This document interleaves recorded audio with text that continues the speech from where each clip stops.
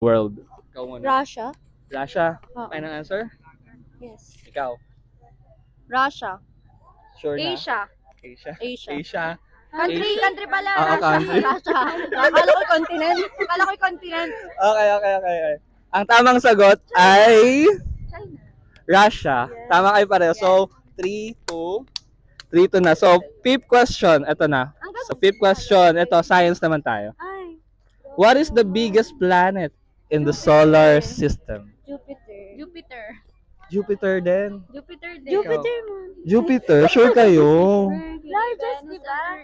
Jupiter. Oo. Largest. Oo. Jupiter. Oo, sige. Ang tamang sagot ay Jupiter. Jupiter.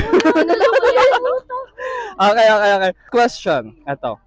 What is 1 plus 3 times 5 is equal to?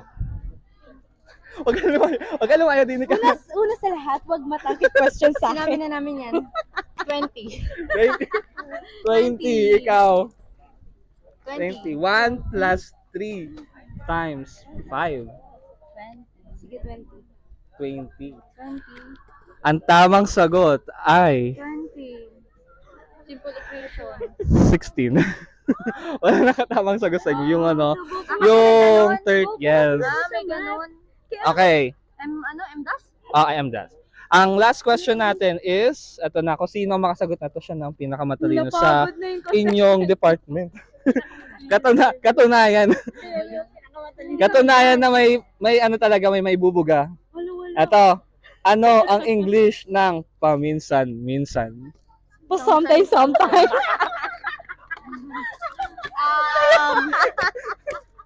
Paminsan-minsan. Paminsan-minsan. Maybe. This time. Ang English ng paminsan-minsan. And I thank you. Dahil dyan, mali. Sa'yo, ano? Paminsan-minsan. Yeah, paminsan-minsan ka lang mahalin, ganon. Ganon. Paminsan-minsan lang usapan. Google ko lang. Google. Ikaw, Google ko lang. Paminsan-minsan. nagainom ka ba? Hindi. Ako hindi rin.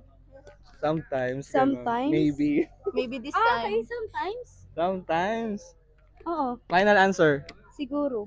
Ang tamang sagot, Maybe. ang English ng paminsan-minsan ay What? occasionally. Synonym! Sometimes! Hindi kami na-inform dapat may synonym, may MDAS. Okay. Yun na yun. So, walang nanalo sa